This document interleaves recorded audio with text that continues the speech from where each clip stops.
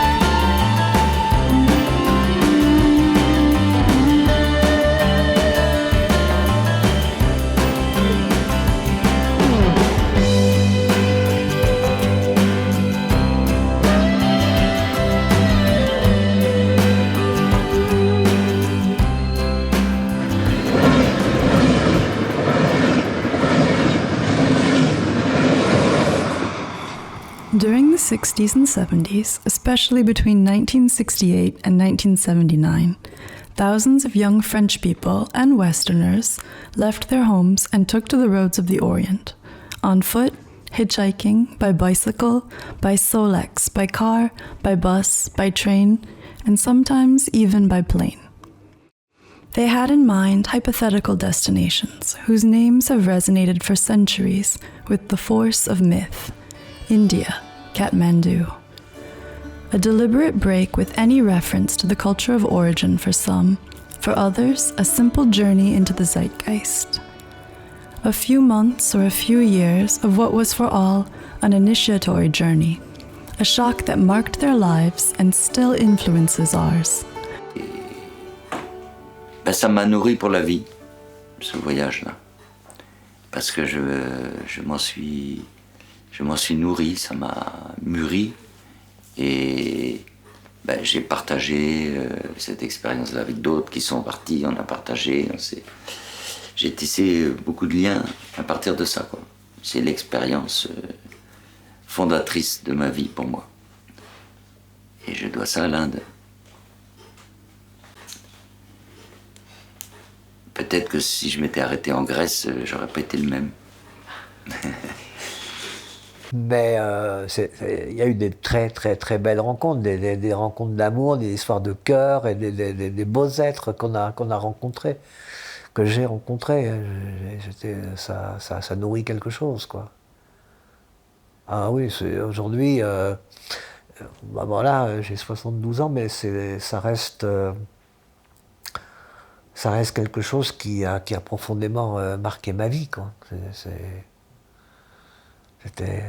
Puis se lever le matin sans savoir où on va dormir le soir, il y a des gens que ça angoisse. Moi, j'ai toujours trouvé ça extraordinaire. C'est un jour nouveau. Qui on va rencontrer, où on va dormir, waouh, on s'en fout, c'est super, on est vivant. The Hippie Trail, as it's known on the other side of the Atlantic, and in the UK, wasn't just for hippies, even if they often had the look. No, it involved a whole range of young people attracted by new horizons. In France and elsewhere, the departure of thousands of young people worried authorities and journalists. Some understood, while others remained caricatures and stereotypes, seeing in these calls to the open road nothing more than a path to drugs or cheap mysticism. The elders remember well. Young people often don't, but we're here to tell them this great story. This great story has no precise statistics or official archives, so we will be telling the stories of those who took to the road from France, because a mass movement is never just a collection of individual initiatives, small stories, all different, to try and piece together the bigger picture. The world has changed a lot in 50 years, and who could imagine today crossing Iran and Afghanistan, hitchhiking, or on board an old minibus bought in London, Zurich, or Paris? If you didn't live through these times, you wonder what could have motivated these young people to set off. So the best thing to do is ask them.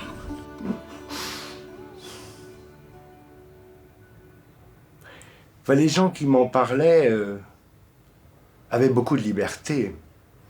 Le voyage leur avait donné beaucoup de force et beaucoup de liberté. C'est peut-être ce qui m'a attiré avant tout, cette évasion et cette liberté. Quand je suis partie, c'était donc en deuxième année, j'étais en sciences politiques. J'ai dit, mais j'en ai rien à foutre de ces études-là. C'est pas moi. C'est pas moi. Qui je suis, moi. Et quand je suis partie, c'était ça ma question. Qui je suis, moi, et où je vais, et qu'est-ce que je veux.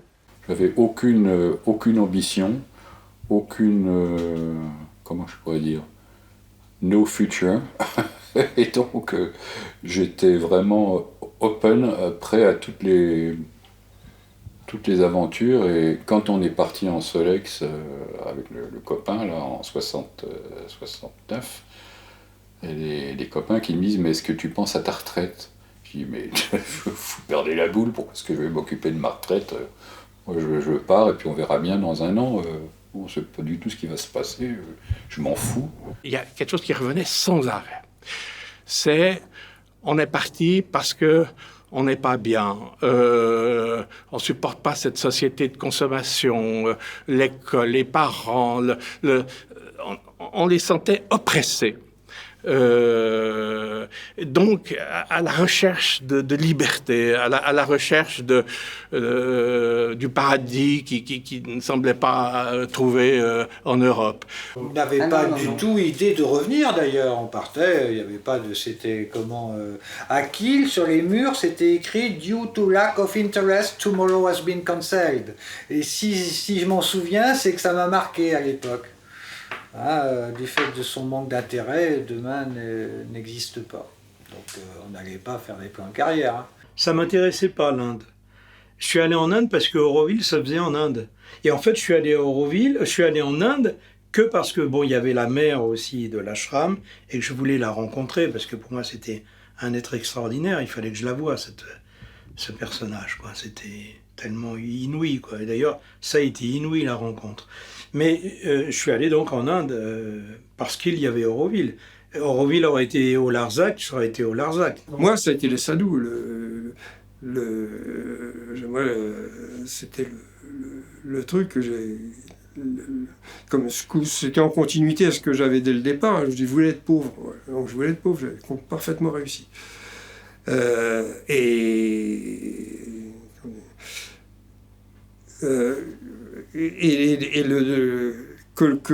Qu'en Inde, enfin, les gens qui renoncent à tout, qui sont renonçants, qui sont pauvres, qui ne possèdent rien, qui sont considérés comme des saints, moi ça me paraissait quelque chose d'extraordinaire. Je me dis, moi c'est ça que je veux. Un jour, je lis une poésie, et cette poésie, c'était une poésie de Tagore. Je suis émue d'en parler.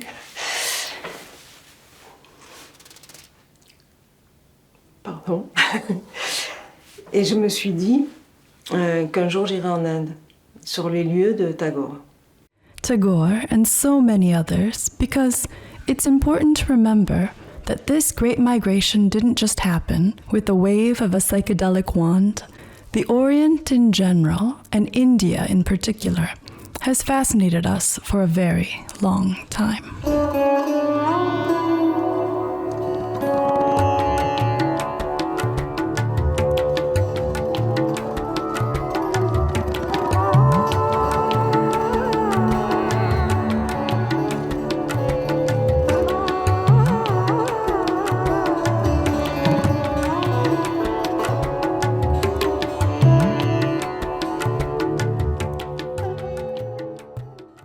dès que l'objet manuscrit apparaît en Europe, on trouve mention de l'Inde. Un des thèmes de préoccupation des Occidentaux, des Européens, depuis, on peut presque dire, l'origine de la culture européenne. A commercial concern first and foremost, at the very end of the 15th century, the Portuguese Vasco da Gama opened the first route to these distant lands. In the mid-18th century, the territories, still known as the Indies, became the focus of a policy of conquest led by the British. The Indies became a field of study for learned societies, with the opening of a Sanskrit chair at the Collège de France in 1814.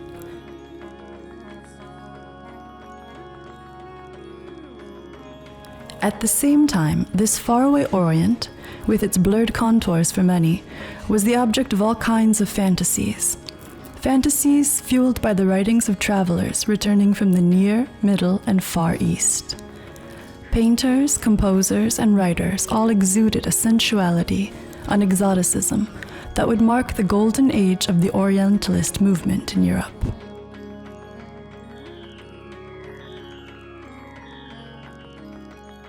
At the end of the 19th century, these scholarly and artistic currents were soon joined by those who brought Hindu and Buddhist precepts to a wider public, notably Helen Blavatsky and the Theosophical Society.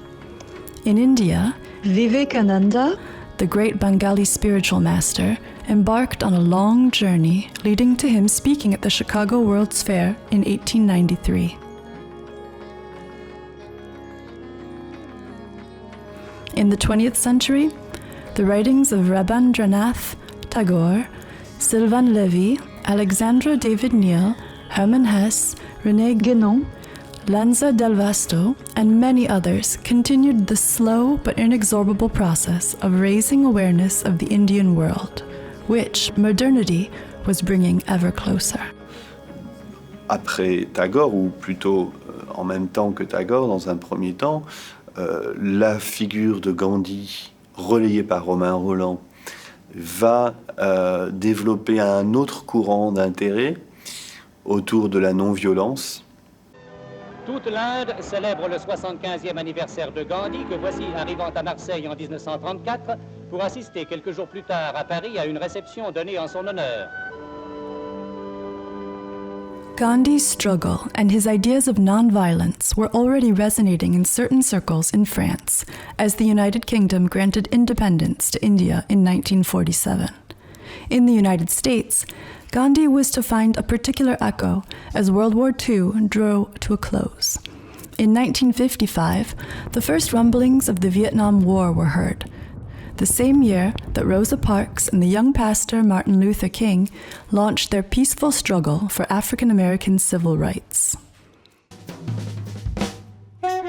Also in the United States at the same time, young people were waking up. At the end of the 50s, they were not yet stirred by this monumental whirlwind of new ideas and desires, a whirlwind from which would gradually emerge, like an obvious necessity, the need to go far away. No, but this youth is already carried by rock music, since Leo Fender democratized the electric guitar, and carried by a first generation of nonconformists, the beatniks. In the US, in the 50s, a handful of authors and poets claimed to be libertarians and vagabonds, both in body and soul. They invented a marginal movement that was to have a profound influence on the entire wave of protest of the following decade. It was the Beat Generation, whose way of life would be emulated by many. Shortly afterwards, they were derisively called beatniks. Les beatniks, cheveux longs, tenues bariolées, insouciance de l'apparence, ils sont là pour le festival, mais Avignon est devenu leur principal lieu de rendez-vous. Ils sont accueillis par les habitants de la ville de façon fort diverse. In France, it wasn't until the year 1965-1966 that the press and television began to cover the emergence of the beatnik phenomenon. À Paris, les clochards n'intriguent plus personne. Eux, si. Qui sont-ils pour être contemplés comme des animaux exotiques dans une fosse, pour être photographiés comme des monuments par les touristes de Notre-Dame? Que font-ils? Rien, car il faut choisir d'être sans travail pour avoir le droit d'être beatnik. On nous appelle beatnik à cause de nos vêtements, parce qu'on est là sur le quai au midi au soleil. Avant tout, nomades. De toute nationalité, de tout milieu, ils ont en commun ces savates, ces cheveux trop longs, uniforme réglementaire de la bohème et symbole d'une aventure où l'on donne libre cours à son inspiration du moment.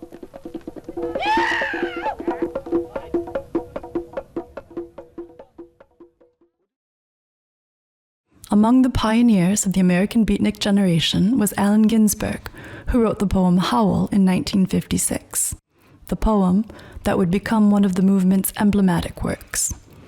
Jack Kerouac wrote his novel, On the Road, in 1957, followed by Heavenly Tramps the following year.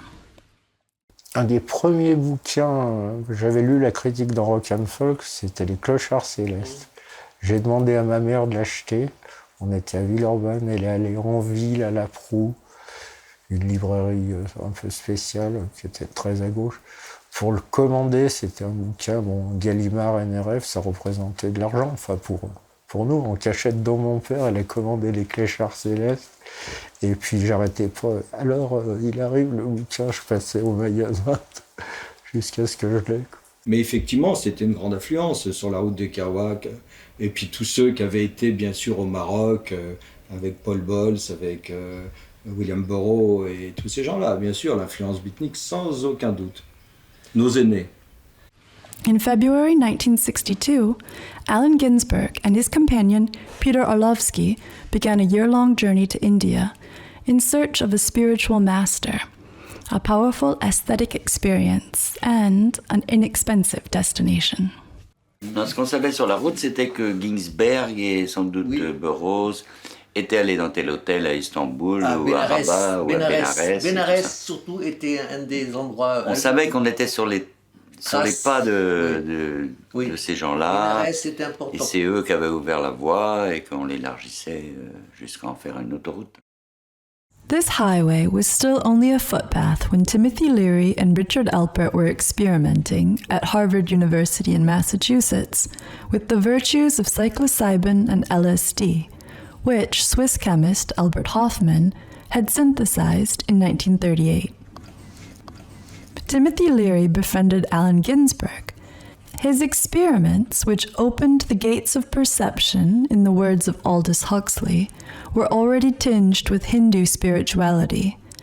After a trip to India in 1967, his colleague Richard Alpert changed his name to Ram Dass.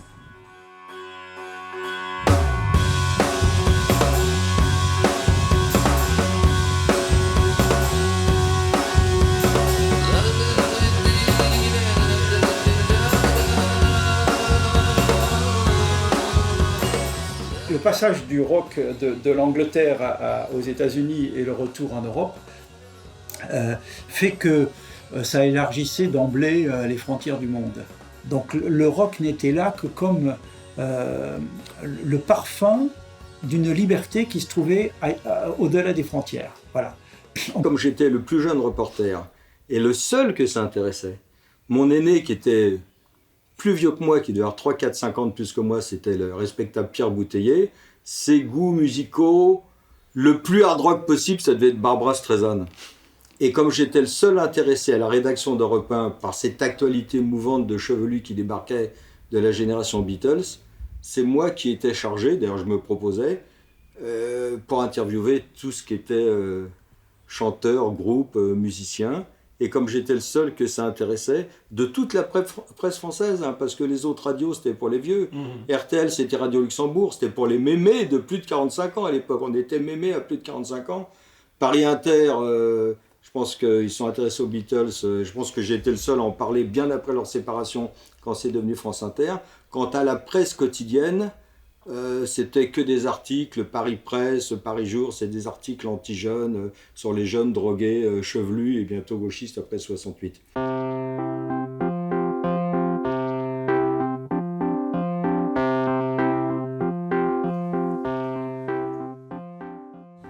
Music is probably the most important vehicle for spreading new ideas and trends among young people. In fact, it was this generation of teenagers in the 50s who, for the first time, seized on music as a banner to mark their opposition to and difference from the previous generation. Rock music became their refuge from their parents.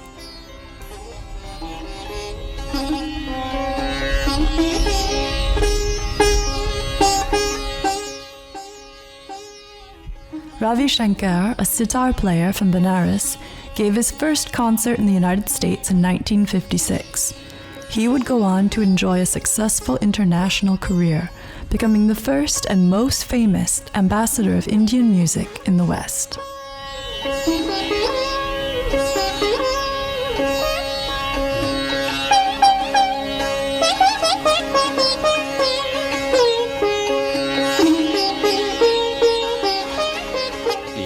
Ravi Shankar, même au premier festival de Monterey, vraiment le premier grand festival en Californie, il y avait Ravi Shankar. Là, ça vous donne effectivement ça, l'attrait pour l'Inde.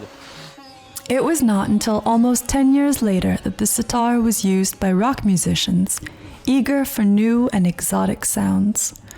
These sounds were first imitated by the Kinks guitar on their song See My Friends in July 1965. Before George Harrison picked up a real sitar on the track Norwegian Wood, released a few months later on the Beatles' legendary Rubber Soul. This was to be the start of a long list of tracks inspired directly or indirectly by Indian music. The Beatles stay in India, in Rishikesh, between February and April 1968, at the ashram of Maharishi Mahesh Yogi, was to be the high point and probably the real beginning of a surge towards India. So strong was the Beatles' influence. C'est surtout les Beatles aussi qui nous ont ouvert ces portes de la perception lorsqu'ils sont arrivés à Rishikesh en 68. Ça a beaucoup poussé, ça nous a poussé aussi parce que nous aimions les Beatles. Voilà. Il y a ça aussi. Mon frère même, c'était un fada de John Lennon. Il s'habillait comme lui, il mettait les lunettes rondes, il se coupait les cheveux comme lui. Enfin, c'était son dieu, quoi. Le bon dieu, c'était John Lennon, voilà. Pour vous dire franchement la vérité. Pour mon frère, hein. Moi, je savais pas encore. Je pouvais pas choisir le même que lui, alors j'avais choisi George Harrison. Oui, parce que George Harrison, c'était plus Krishna. Il n'y avait pas que les Beatles, il y avait d'autres gens. Il y avait Johnny Driscoll, il y avait plein de gens qui faisaient des choses un peu indianisantes. Enfin, bon. Moi, je travaillais à Salut les copains, donc je recevais toutes les nouveautés, tous les disques qui arrivaient de Londres et tout. Il y avait une certaine mode qui venait de Londres, avec tout ce qui était indiennerie et orientalisme, disons. Et orientalisme, ça c'est le grand mot. Bah oui, l'orientalisme nous faisait rêver déjà. Donc c'est par la musique, moi personnellement, que j'ai eu envie de voyager. Et puis la musique psychédélique qui tordait les sons, il y avait quelque chose d'oriental, Painted in Black des Stones. C'est aussi, t'es dans des minarets, t'es dans des mantras. Oui. On faisait un espèce de mélange entre le Maroc, l'Inde, tous ces pays-là, quoi. Oui. L'Afghanistan. Les premiers voyageurs revenaient, nous racontaient plein d'histoires, plein de choses. C'était un peu le rêve, quoi. Young French people are still mixing sounds and images in a bubbling, colorful blur. But that's only natural. Prior to May 68, the look and ideas had not yet clearly taken hold in the French landscape, which was mainly shaped by the sound of the yéyé. Si on regarde même des images d'archives de 68, et qu'on voit les gens qui sont filmés dans les manifs à Paris et tout, et pourtant c'est Paris, c'est la capitale, à la même époque, donc en 68, en Angleterre ou aux États-Unis, la plupart des garçons ont les cheveux longs, alors que pas du tout sur les images d'archives dans les manifs. C'était très différent. Le mouvement hippie officiellement est mort en 67. Bien avant qu'on en parle, même en France. Donc c'est sûr que de ce point de vue-là, si vous restez sur des choses un peu extérieures, vestimentaires et tout, mais même des choses plus profondes, l'Angleterre et les États-Unis avaient quelques années d'avance, ça c'est sûr.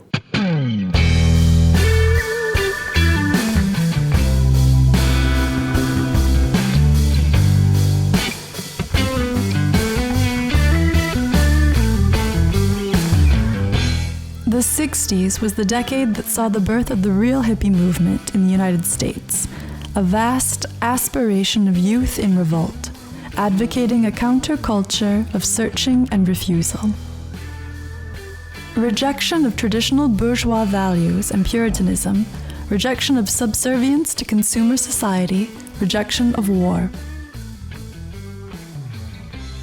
The search for a new way of being and dressing, the search for a new spirituality, including through drugs. The pacifism of the flower power naturally turned to the East and its supposed nonviolence, in search of a wind of renewal.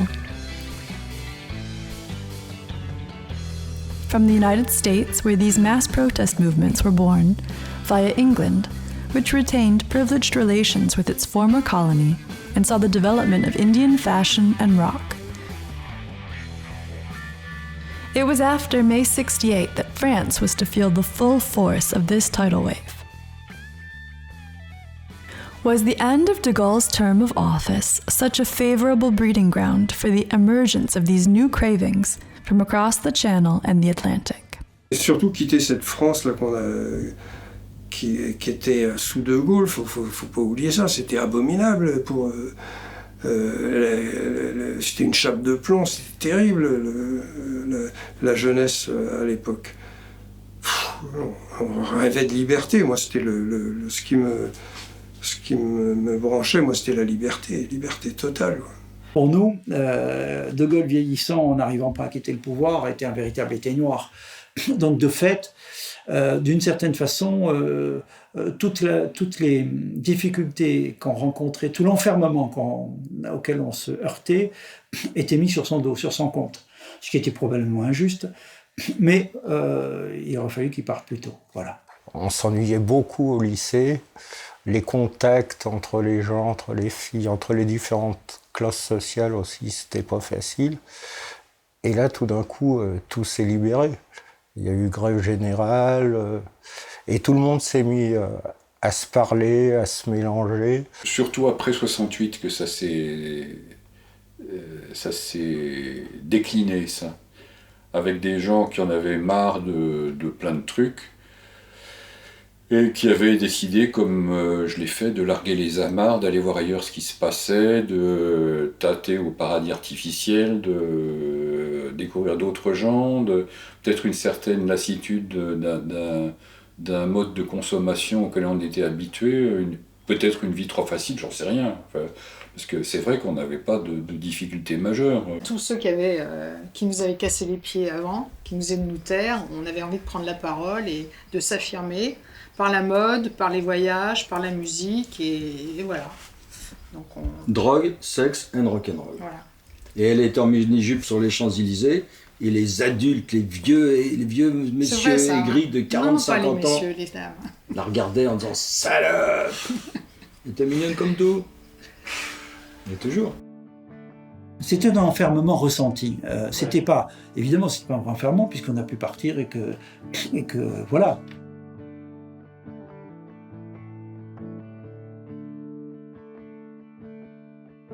The context is set, France is bored, fashions from abroad were spreading, and as elsewhere, young French people were dreaming of the road, India and Nepal. The 60s and early 70s were a period of material prosperity in Europe and other Western countries, the 30 glorious years. This purchasing power, combined with the assurance of being able to find a job if you left it, meant that travel could be envisioned without apprehension. Means of transport developed from the converted minibus, the magic bus being the most famous example, to the first charter flights that made mass tourism possible. And there were no wars taking place within Europe's borders, or in the countries further to the right on the map. The way forward, then, was to head east, the only direction that would allow us to go as far as possible with our feet on the ground and without encountering any obstacles, at least until 1979. Ce qui est important, enfin je crois, c'est que les hippies et le petit bout d'histoire de mode que je viens de vous raconter, c'est quelque chose qui est le début, et pas seulement à propos de l'Inde, mais dans beaucoup d'autres choses, de la jeunesse comme modèle. Donc la jeunesse devient un modèle dans la mode, elle devient un modèle de comportement. Le cinéma de la nouvelle vague, par exemple, est très très important. Et je crois que c'est ça qui allait évidemment être le point le plus visible en 68.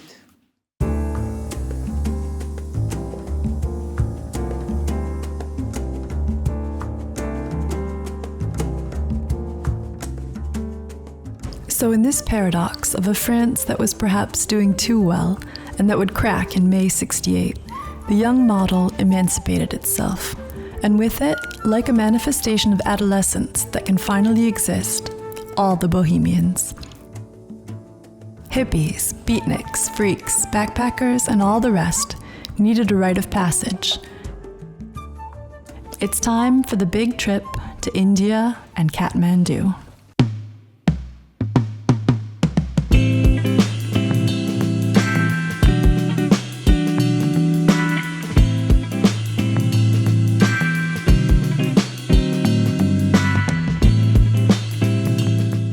J'ai fait l'acquisition de mon passeport, j'ai été chercher un visa de 3 mois à l'ambassade ou au consulat d'Inde. Et puis un beau jour, j'avais bazardé mon appart. C'est une énorme connerie que j'ai fait, mais bon, je ne pouvais pas savoir.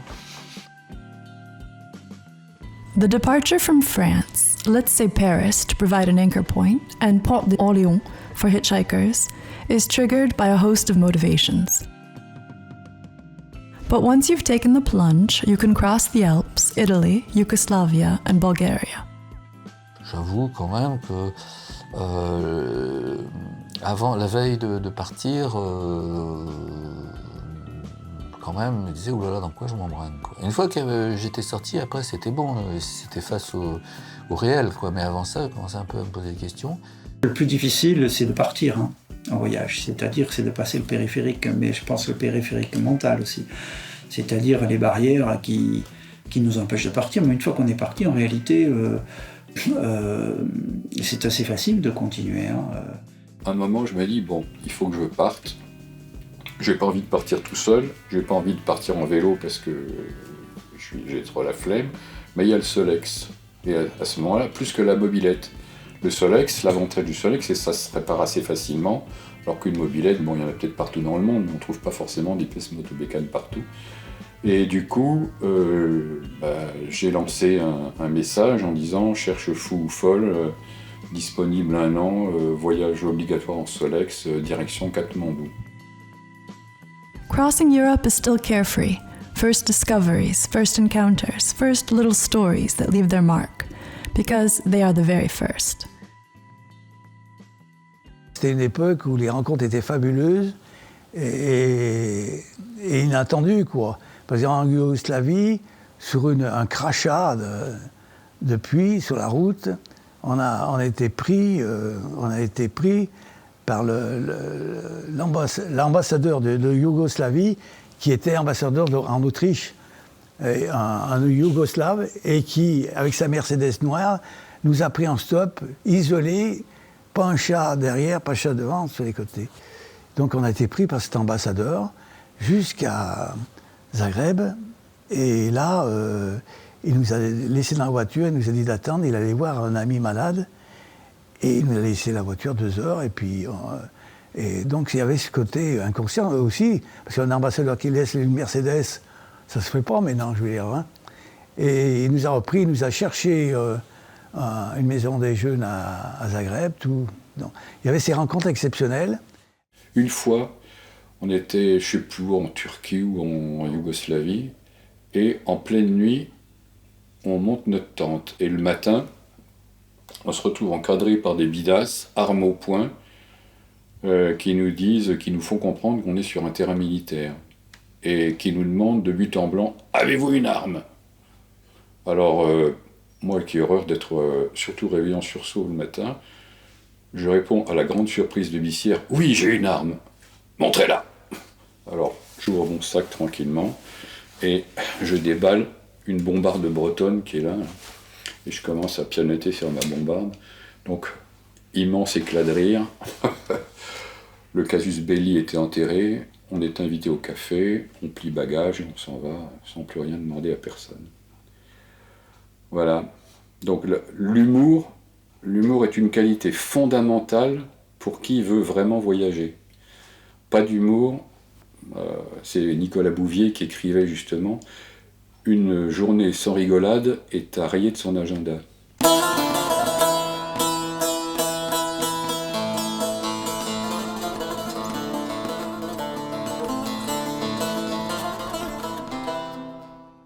The routes are many. They sometimes pass through Greece, but the first rallying point is Istanbul, in Turkey. Arrivé à Istanbul, là j'ai eu le choc. J'ai eu le choc parce que franchement, j'étais persuadé d'être un extraterrestre, le seul à faire au monde ce que j'étais en train de faire, et je me suis aperçu que j'étais dans une foule de crétins dans mon style qui faisaient la même chose, et ça m'a un peu dégoûté, voilà. Donc je me suis dit, c'est pas vrai, ils sont aussi nombreux. Et vraiment, hein, j'en revenais pas. Arrivé à Sultanahmet, vous voyez, c'était vraiment la foule, quoi. Une foule de hippies au milieu des Turcs, quoi. A crowd that disturbs the solitary and into which others melt with pleasure. If we like to meet up, it's also to reassure ourselves, because Istanbul is where we get a first taste of Asia, our first taste of exoticism. In this base camp, you need to be able to glean the right tips. There's still a long way to go. Les gars se saluaient sur la route, paix et amour, on s'échangeait les tuyaux. Il y avait une espèce de fraternité de la route. C'était extraordinaire à l'époque, on s'échangeait les renseignements, tout ça. So once the visit to the Blue Mosque, San Sophia's, and the bazaar have been completed, like formalities, we find ourselves at the pudding shop. Ce qu'il y a de plus mythique chez lui, c'est son tableau d'affichage, si vous voulez, parce que c'est une espèce de café, pâtisserie, snack, si vous voulez, un truc. C'est un type qui avait monté ça, ouais, je sais pas, il avait compris un peu le filon, il avait vu qu'il y avait beaucoup de monde qui passait, et il avait au départ, je sais pas, peut-être un snack ou une pâtisserie, je sais pas au départ ce que c'était, à vrai dire. Mais c'était plus, pâtisserie, salon de thé, si vous voulez, un peu, ouais, dans le style. Et ce qui était intéressant, c'était pas tellement ça, parce qu'on y mangeait des pâtisseries turques, c'est sûr, mais c'était le panneau d'affichage qui était hallucinant. Il était énorme et il y avait 2000 petits stickers dessus. Les gens, alors moi j'ai passé, je sais pas, 2 heures à lire le truc, quoi. Des gens qui cherchaient quelqu'un qui revenait d'ailleurs, des gens qui cherchaient quelqu'un pour aller ailleurs, des gens qui voulaient retrouver quelqu'un, des gens qui avaient perdu quelqu'un. Enfin, c'était que ça, quoi. C'était l'internet du coin. Hein. C'est ça qui faisait la réputation de Pudding Shop, parce qu'en plus il était placé, si vous voulez, sur Sultanahmet, quoi. Donc, comme tout le monde avait l'adresse, qu'il n'y avait pas internet à l'époque, tout le monde fonçait là pour avoir des nouvelles. Istanbul also acts as the first filter. Some people struggle on the spot and return home with their illusions shattered. For others, you have to think about crossing Anatolia and all that follows. And then the real leap into the unknown begins. C'est la porte de l'Orient, la Turquie, hein, et là, on commence à rencontrer des gens. Voilà. Et chemin faisant, je me suis dit, tiens, pourquoi on n'irait pas en Inde ? Pourquoi on n'irait pas en Orient ? Parce que bon, on parlait de l'Inde, mais il fallait y arriver. Il n'y en a pas beaucoup qui y sont arrivés. Hein. Il y a eu du déchet quand même sur la route quand même. Hein. Il y en avait qui s'arrêtaient à Kaboul, hein, et d'autres qui s'arrêtaient à Téhéran. Parce qu'ils avaient peut-être un petit peu abusé sur les substances, quoi. Ou ils tombaient malades, carrément. Ils mangeaient n'importe quoi, et puis ils avaient des dysenteries, des choses comme ça.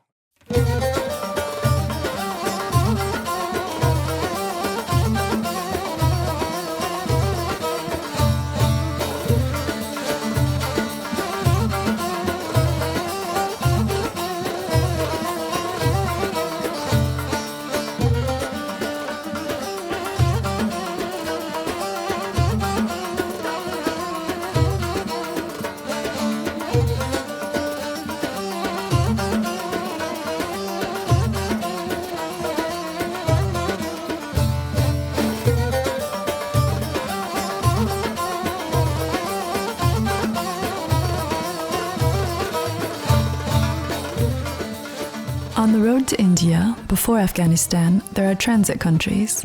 Anatolia via Ankara, Erzurum, then Iran via Tabriz, Tehran, Mishhid, and Taibad on the Afghan border. Transit because the vast Anatolia offers few areas of refuge, and the Shah's Iran, with its police and religion, is not a welcoming land for long-haired men.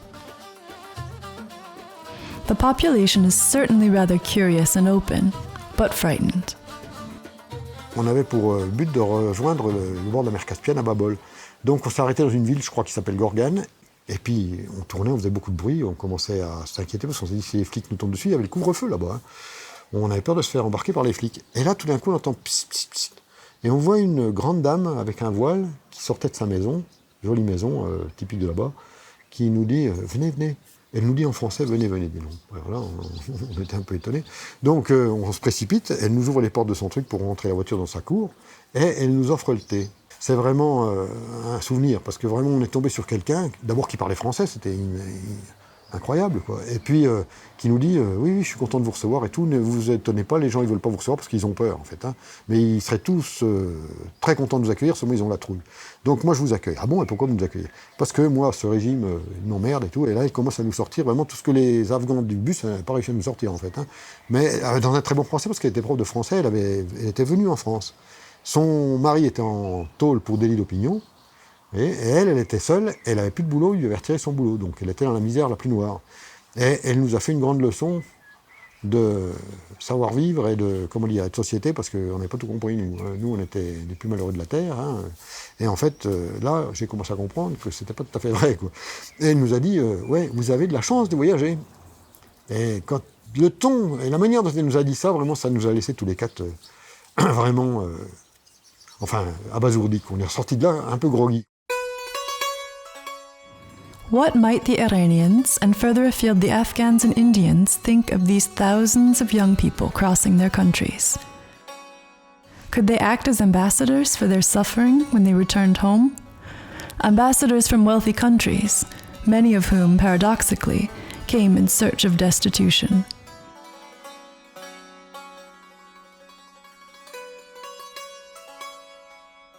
Une fille me disait, mais j'ai envie d'avoir froid, d'avoir faim, de souffrir, ce qui indiquait qu'elle avait une espèce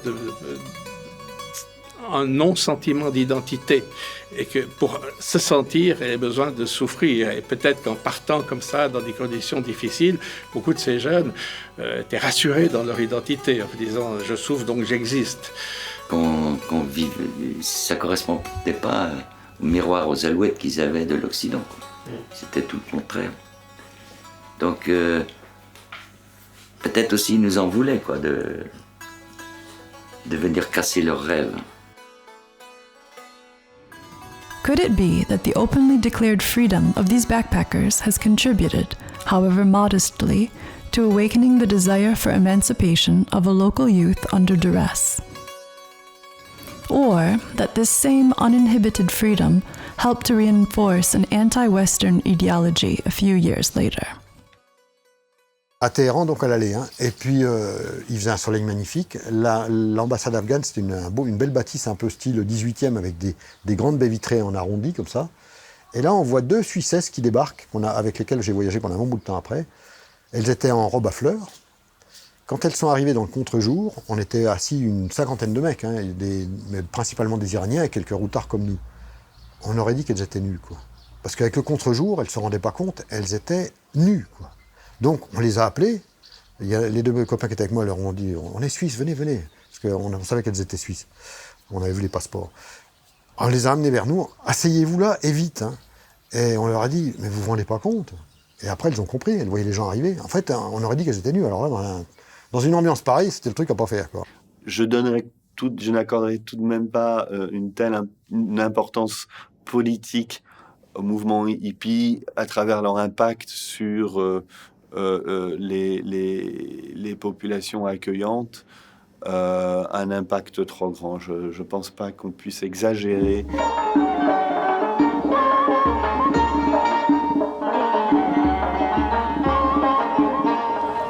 Every road has its long stretch of solitude, punctuated by oases, almost obligatory stopping-off points for the traveler.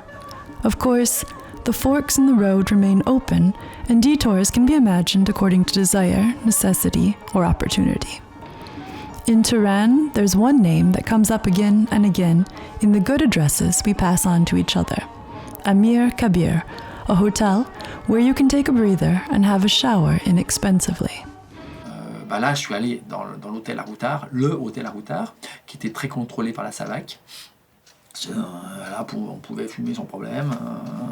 Je ne sais plus comment ça s'appelait, mais enfin, c'était le seul. Il n'y avait que le Routard à l'époque, c'était Lonely Planet, je ne sais pas vraiment. Donc au moins, on se retrouvait, tous les francophones, on se retrouvait là. Mais il y avait aussi des Italiens, des gens du Nord, des Hollandais, des trucs. Et puis là, Téhéran, pas plus du tout. Enfin, c'était pollué, c'était bruyant, c'était arrogant. Les grandes avenues, les façades de banques droites. À Téhéran, mes copains ils m'ont largué. J'avais 20 ans, le 12 avril. J'étais à Téhéran. Mes copains ils m'ont largué, ils sont partis à Kaboul, vite fait. Eh ben, j'ai perdu mes chèques, comment ça s'appelle? Les travelers chèques. Dans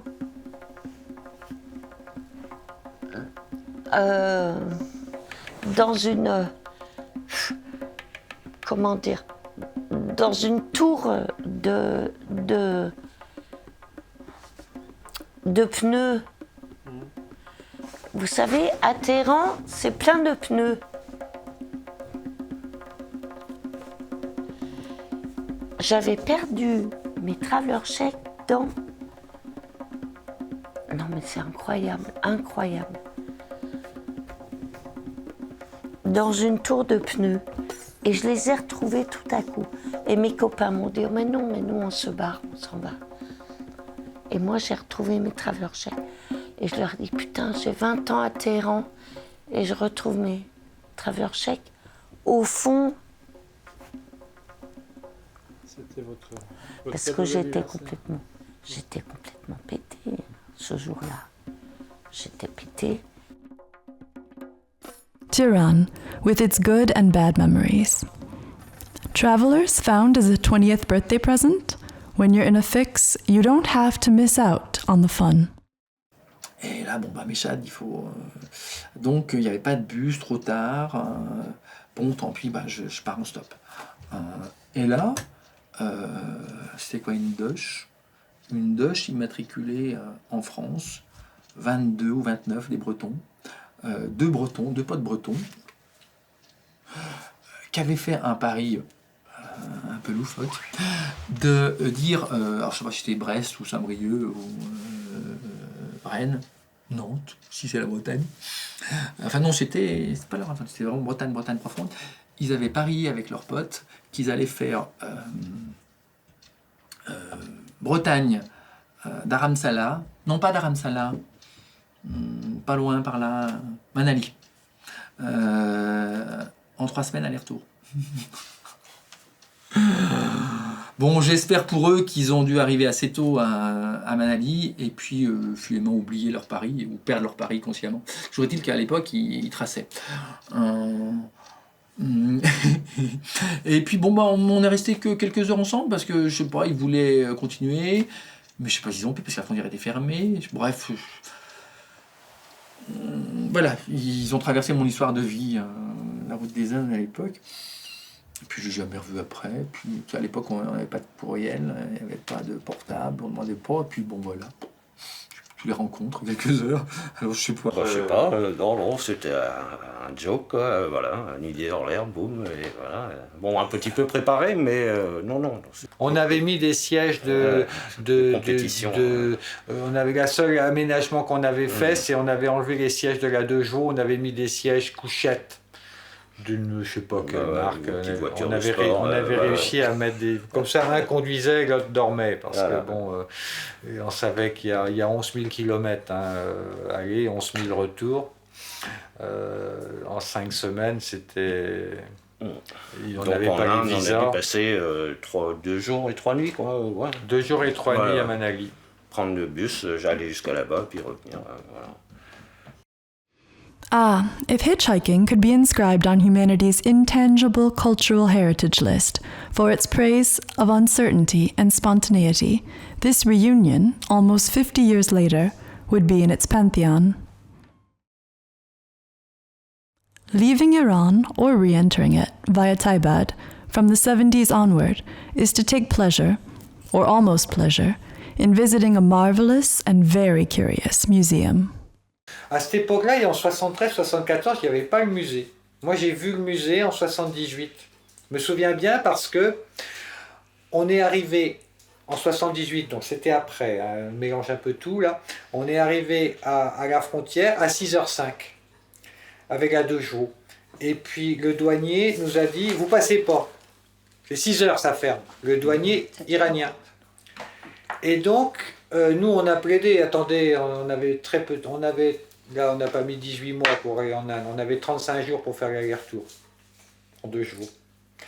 Donc on n'avait pas de temps à perdre. Et il n'y a rien eu à faire. Et son argument final au douanier, ça a été, écoutez, monsieur, le hashish, il est aussi bon de ce côté-ci de la frontière que de l'autre côté. Le douanier iranien, il nous a invités pour la soirée. Donc on a passé la soirée, le copain et moi, à fumer du hashish avec le douanier iranien, dans son petit village. Et le lendemain matin, il a remis son uniforme, on est allé, là où il y a le musée, et la première chose qu'il a faite le lendemain matin, il y avait les journalistes iraniens qui venaient là, parce que la veille, ils avaient chopé un pauvre Hollandais dans son camion, ils avaient trouvé je ne sais pas combien de kilos, donc ils faisaient la photo avant... Donc arrivé à la frontière afghane, j'ai eu droit au passage entre l'Iran et l'Afghanistan au musée avec toutes les prises, toutes les saisies, la fameuse bouteille de gaz découpée dans le fond avec des tolas de hashish qui étaient collés, avec une petite bouteille butagaz qui était au centre pour que ça puisse fonctionner et tout. Et donc il y avait je crois le nom des personnes, et puis la quantité, et puis le temps qui est de prison, quoi. Bon, bah ça calme bien, quoi. Hein. Et tu arrives à cette douane, déjà, tu as un amoncellement de voitures en ruine. Et on t'explique avec des photos, des textes, etc., dans toutes les langues. Il faut que tu comprennes que ce sont tous les dealers qu'ils ont arrêtés, qu'ils ont fusillés sur place, et leur bagnole est entassée, là, dans un cimetière de bagnoles. C'était 2 mondes, hein, c'est pas pour rien qu'il y a un no man's land, autant l'Afghanistan est accueillant, etc., et puis le hashish, tout ça très facilement. Autant en Iran à l'époque, on te prend avec 3 grammes de hashish, tu peux, je sais pas, peut-être faire 3 ans de prison pour 3 grammes. Enfin, c'était hyper sévère. Ah bah, le passage de la frontière, oui, je me souviens bien. Comme dit le père de Séverine, je suis le seul mec à avoir essayé de rentrer du shit en Afghanistan. Et surtout 2 mecs qui s'occupent de toi, un qui te palpe comme ça, l'autre qui te dans les yeux, uniquement là pour te regarder dans les yeux. Bon, j'avais rien, mais même si j'avais rien, je me dis merde, putain de... Côté iranien, une fois il y avait un vieux, genre le vieux Mollah, il te regardait comme ça, puis il disait Mister you have hashish, hop, et il te posait la main sur le cœur.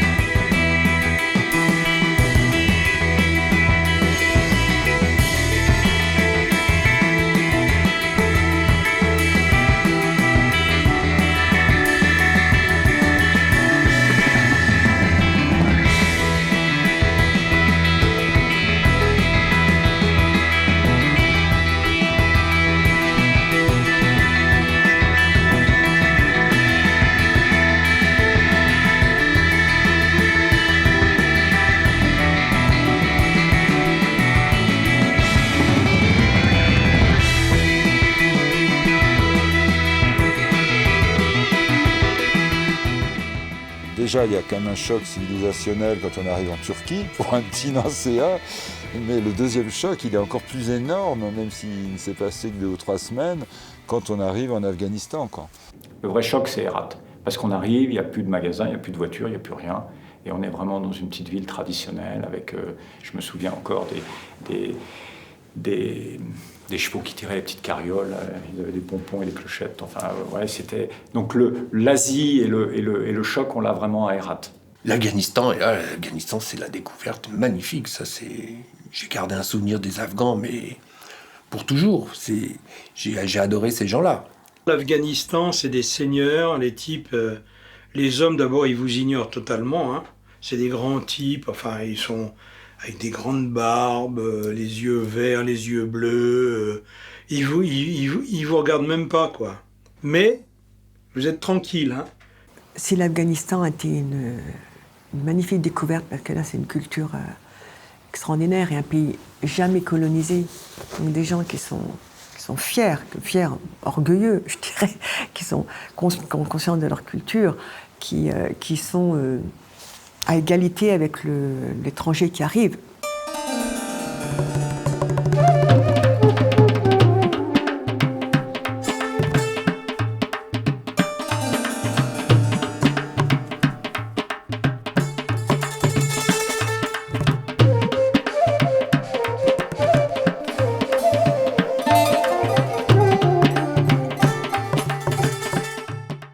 No other country has made such an impression on travelers as Afghanistan.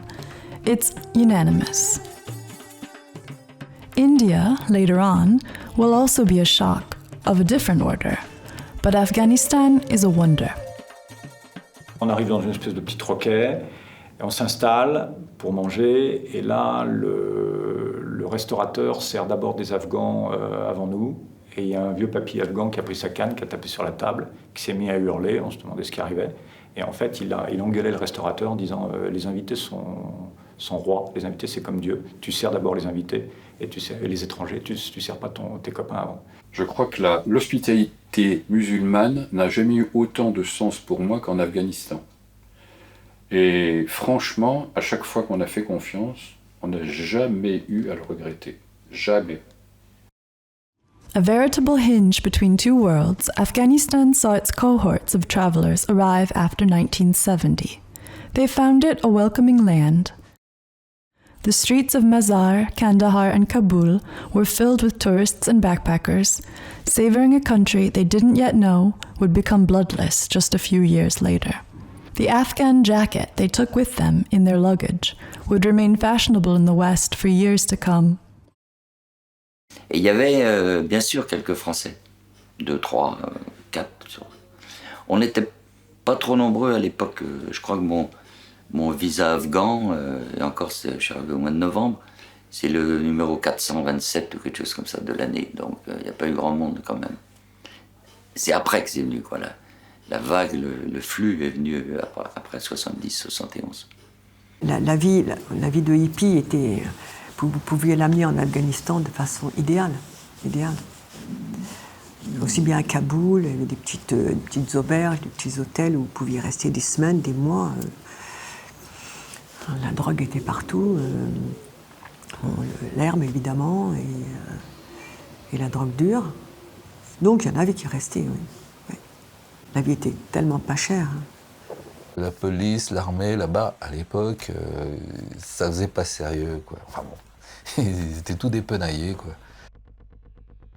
In Kabul, at the time, drug use was accepted, or at least widely tolerated, and you could buy hash and opium for nothing. For some, this abundant temptation meant the end of their trip. J'ai eu la chance, c'était Noël et 1er de l'an, et très peu de hippies, beaucoup de neige. C'était tout à fait une autre ambiance que l'été. J'ai connu Kaboul en plein hiver.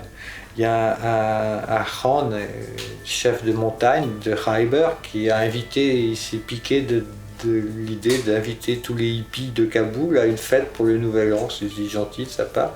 Donc on s'est retrouvés dans un grand hôtel. Moi je faisais partie des morts de faim, il y avait des hippies riches, c'était pas mon cas. On a fait un superbe repas payé par le Rand avec du mouton, tout ça. Et le dessert, je me dis ça parce que je me souviens du dessert. Il a fait amener un plateau en fer avec des braises. On n'avait pas compris que ce serveur il est venu avec son plateau et le Rand du pan de son manteau, il a sorti, je sais pas moi, 250 grammes de hashish. Il a mis ça sur le plateau avec les braises dessus. Il n'avait pas besoin de fumer là. À l'afghane, grand. Ça c'était les hippies, ils étaient contents. Hein. Alors là, le nouvel an 74 à Kaboul. Ceux qui y étaient s'en souviennent. À partir du moment où j'étais en Afghanistan, ça a été... je me plongeais dans la vie quotidienne des gens. J'étais contente de partager leur vie quotidienne et je cherchais à me défoncer. Et voilà. Et c'est tout. Et donc, c'était du shit, de l'opium, de l'héroïne. Je me souviens entre autres à Kaboul d'avoir vu un Français commencer à taper la discute et tout, ça va, ah ouais, super et tout. Ah bon, et toi, pourquoi tu vas en Inde? Ah bah il paraît que là-bas il y a de la psilocybine, t'en trouves, c'est génial, absolument fantastique. Ah ouais, ah bah c'est bien. On sentait le gars qui est pas forcément barré, mais il avait quoi, 25 ans, il avait déjà les dents complètement explosées, quoi. Il avait dû goûter pas mal de choses, quoi. Ça saute aux yeux, ça, la différence entre le hippie qui, lui, fume simplement, tranquillement, mais aussi une très, très grande tolérance du hippie qui, je dis, mais ça vous choque pas de le voir là en train de s'acheter? Mais non, il fait ce qu'il veut, enfin... Nous, on nous appelait les fucking French junkies, hein, quand même, dans certains endroits. Il y avait, j'allais dire, une philosophie de vie chez le hippie. Enfin, je dirais qu'on a plus chez le junk qui se concentre sur l'achat de son truc. J'ai rencontré plus souvent de Français infréquentables que d'autres nationalités, hélas. Alors des fois, c'était plus agréable de dire que j'étais suisse. Parce que, bon, je veux pas être excessif, mais franchement, aussi bien des gens qui faisaient des arnaques, des vols entre copains que de junkies ou de gens comme ça, il y avait, je voyais plus de Français que d'autres nationalités. Moi, je me suis fait dépouiller par des gens que je connaissais depuis très longtemps, et ils m'ont pas raté quand même. C'est ça, hein, les junkies. Parce qu'on rêvait d'un monde sans flics, et eux, ils faisaient tout pour qu'il y en ait, quoi. Et ça, j'aimais pas, moi. Ouais, ouais. So, the French are scammers and junkies? The reputation is so terrible, so far from the hippie spirit that seems to animate Anglo-Saxon travelers. The road brings together diverse individuals, each with his or her original flaws, like the nomadic microcosm of the society from which he or she springs. And if the media often reduced this journey to a drug route at this time, it's because the distinction between hard and soft drugs didn't yet exist, let's not forget. And in this diversity of travelers, there were the junkies, who were already junkies or who had become junkies, the hippies or babas with sincere aspirations, and all the others, including some tourists who found it harder than others to accept losing themselves and abandoning the habits of home. C'était un hôtel au milieu d'un grand parking de camions, tous décorés de manière psychédélique, c'était formidable. Et puis, donc, il y avait tous les hippies, quoi. Et puis, nous, on savait pas, il y avait une télé dans l'hôtel. On n'avait pas vu de télé depuis si longtemps. Et puis, à la télé, il y a un match de foot. On n'a pas vu de match de foot depuis encore plus longtemps. Enfin, moi, oui. Enfin, non, mais... Et là, le naturel est revenu parce que ce match de foot, c'était Allemagne-Pays-Bas. C'était une finale de Coupe du Monde. Et là, il n'y avait plus de hippies. Là, il y avait les Allemands et il y avait les Hollandais. Je crois que Christ a raté un penalty, ou je sais pas. Donc derrière le côté hippie, tout ça, il y avait quand même le vrai fond qui ressortait, quoi. Après, une fois que le match était fini, tout le monde fumait des chilobs sur le toit. Mais le temps du match, le côté un peu national... Donc c'est pour ça qu'il y avait des Allemands, il y avait des Hollandais, ça je suis sûr. When you travel, you discover what you see and see what you seek. What you see are people who live differently and dazzling places. Donc en 74, en 76, je dirais les bourgeoises de Kaboul, c'est-à-dire la classe aisée de Kaboul, les filles étaient en jean, donc les cheveux courts, pas de voile. En revanche, la classe populaire avait le tchadri. Parce que c'était beaucoup plus dans la tradition, en sachant que c'est une tradition qui est récente, le tchadri, du 19e siècle. Donc les femmes dans les villes, je dis bien dans les villes, mais pas dans les campagnes, avaient le tchadri. Mais elles pouvaient se promener seules dans le bazar, pas de problème. Et dès qu'on sortait de Kaboul, dans les villages, il n'y avait pas de tchadri, absolument pas. Elles avaient, comme les nomades, comme les femmes dans les villages, une sorte de voile, de grand foulard sur la tête qui couvre les cheveux, qui tombe derrière. Parfois, elles font comme ça, avec leur foulard. Mais c'est une coquetterie, une timidité, une réserve. Elles ne sont pas visage caché du tout. De toute façon, elles travaillent dans les champs, elles ne peuvent pas travailler si elles ont des tchadris. Et Kaboul, on a été à Bandi Amir, et là les célèbres, les lacs bleus, alors ça c'était super. Et puis pour y aller, là c'était l'aventure. Mais une aventure relativement simple, parce que tout le monde, tous les gens allaient à Bandi Amir, Bamiyan. On a vu donc les Bouddhas et tout ça, ce qui est extraordinaire, parce que maintenant il n'existe plus. Et donc, c'était assez codifié. On y allait, il n'y avait pas de Magic Bus ou de choses comme ça pour y aller. C'était des bus locaux, mais on était à plusieurs. Alors, on était avec les Afghans et les Occidentaux. 3 days or 3 months after the Afghan leg, you either go home or keep going. We're rested and hardened enough to face the long Khyber Pass road and the Pakistan crossing.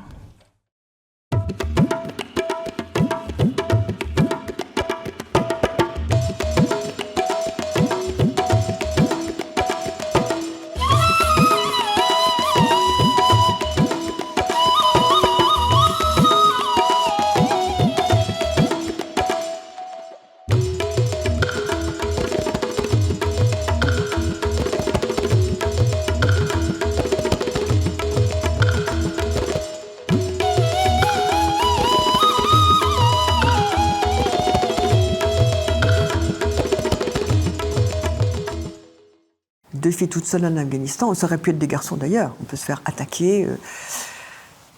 Ils ont le couteau facile, sont quand même des gens durs, sauvages, que j'ai adoré par la suite, que j'admire beaucoup. Mais on pouvait être fragile avec eux. Donc en Afghanistan, on a voyagé à 3 avec un garçon. On était ces 2 femmes, donc on ne pouvait rien dire.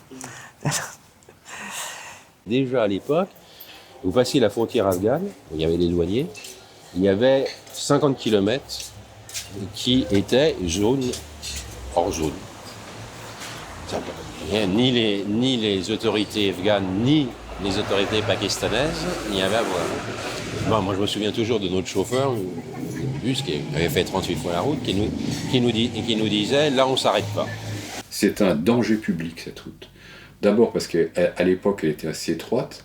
C'est une suite de virages en épingle à cheveux, avec des camions qui ne savent pas trop ce que c'est que des freins, qui ne savent pas trop ce que c'est que doubler des vélomoteurs, et qui en plus de ça discutent avec ceux qui sont à côté d'eux, donc ils ne voient pas toujours. Et la nuit. Voilà. Donc descendre la Khyber Pass de nuit en Solex, là je peux dire que c'était une performance. Je me souviendrai toujours, après avoir parcouru des kilomètres de caillasses, de Moyen-Orient, de thé à la menthe, chaleur, enfin, Turquie. La Turquie, c'était en train, donc ça allait, on pouvait se lever, machin. Après, bus. Et River Pass, tout d'un coup, au détour de paf, la vallée de l'Indus. Qu'est-ce que c'est que ça? L'Inde. Enfin, Pakistan, comme la vallée de l'Indus, rizière, verdure, la mousson qui avait déjà commencé, ou pas loin, oui. Thé au lait sucré.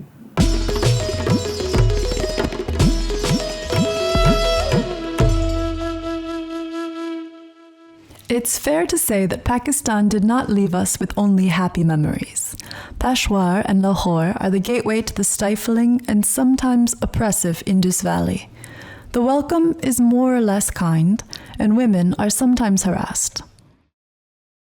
Donc Lahore, alors là, il y avait un truc qui était surprenant aussi, c'est que, je sais plus si... Oui, je crois que c'était un bus. Et dans le bus, il y avait une place pour les femmes et une place pour les hommes. Mais bon, là, c'était plus que compartimenté. Hein. C'était deux entrées différentes. Et c'était cloisonné. Hein. Bah, la copine voulait pas voyager toute seule. Elle restait avec nous, mais on se sentait... Et là, c'est assez curieux. C'est là où vraiment j'ai senti comme une forme d'agressivité latente, mais permanente. Ça a commencé au Pakistan, quoi, dès le début pratiquement, où bon, occidental, en plus avec une nana et tout, bon, il y a un truc, quoi. C'est au Pakistan que j'ai... Alors là, quand même, au Pakistan, on était en pleine période de Ramadan. J'étais toute seule, avec